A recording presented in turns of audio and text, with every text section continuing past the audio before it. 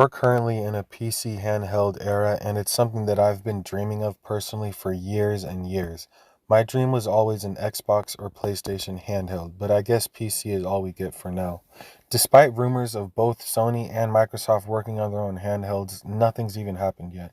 And with the seemingly real and unfortunate reality of a digital only future for gaming, the Nintendo Switch is easily outdone by almost any other handheld gaming PC.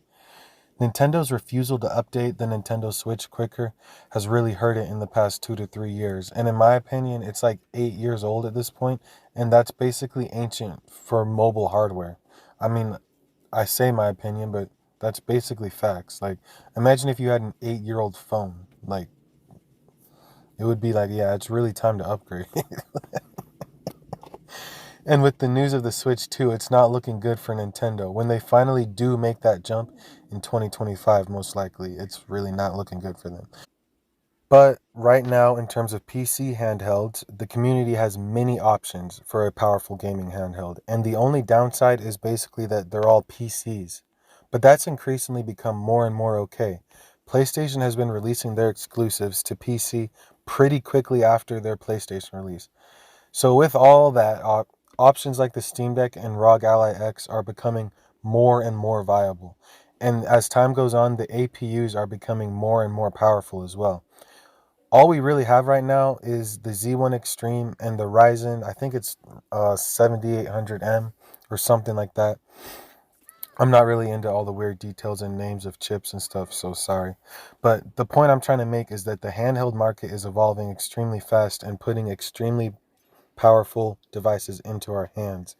And I would say they're not quite there yet, but they're getting like really, really close. Like right now, they're pretty in between like an Xbox One and like an Xbox 3. Or no, really, they're like an Xbox One.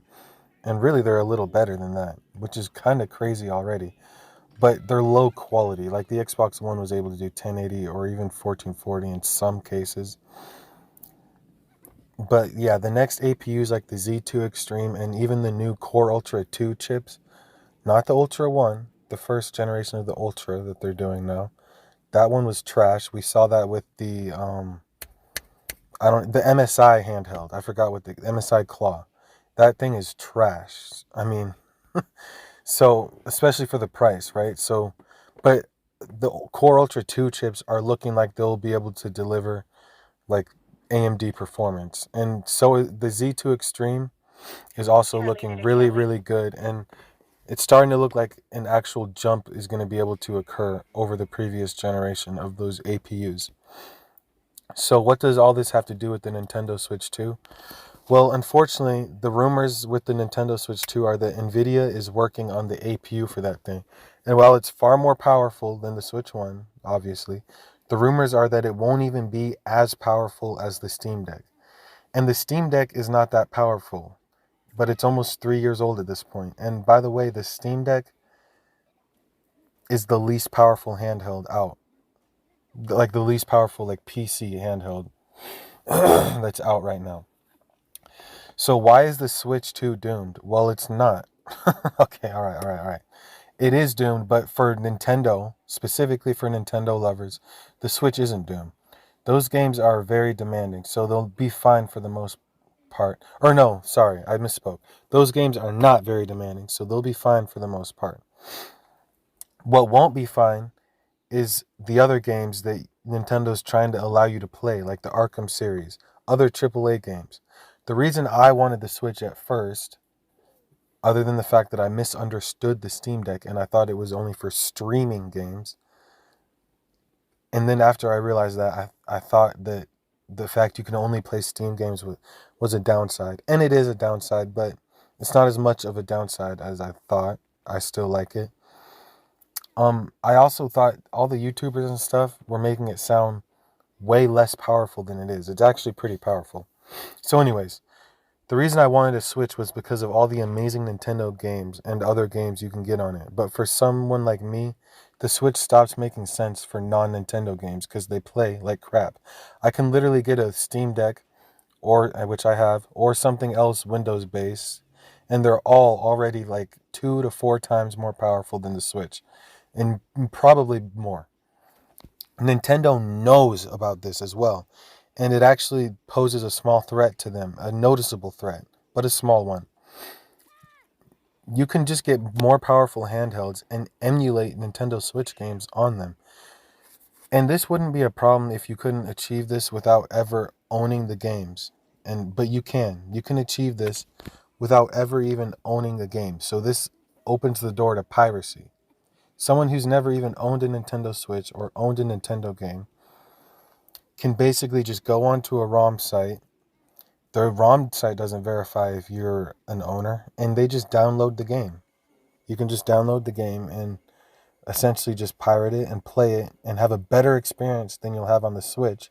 The Switch has bad controllers. I don't even like the controller on the Switch. It's more comfy to hold a Steam Deck or something. It emulates any Switch game beautifully.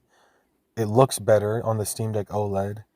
Like everything about it is better once you get it up and running. But unfortunately, it's very hard. You have to do tinkering. You have to be a nerd. You have to risk going to sites where there might be viruses. And ultimately, Nintendo is going out of their way to shut down these emulators, which they've successfully done. So emulation is kind of dead, but that means Nintendo sees the threat. They see how this is an issue. They see that they need to evolve their tactics and do something. Because even for me right now, I'm good without Nintendo games. I did get a Nintendo Switch Lite just to play, me and my girlfriend, so we could play like Super Smash Bros. Together or Super Mario together. And it's just a cute little Switch Lite. It was cheap. But honestly, I would have never bought that. We would have never bought those if we didn't make extra money over the summer doing extra stuff, doing extra jobs. We would have never saved up the just little $200 that it costs. The Steam Deck is a way better option. In the long run, it's cheaper. And I hate the digital only future, but we're kind of already in that future. So Steam does make it seem like they'll do anything they can to make digital only still feel like you own the games. I did hear that if they ever go down or something, or the game you're playing ever goes down, if they can, they'll make it so you can have it downloaded and just have a DRM free version of it, which is really cool. But anyways, that's all I got for this video. Let me know what y'all think in the comments. Please like and subscribe. Deuces.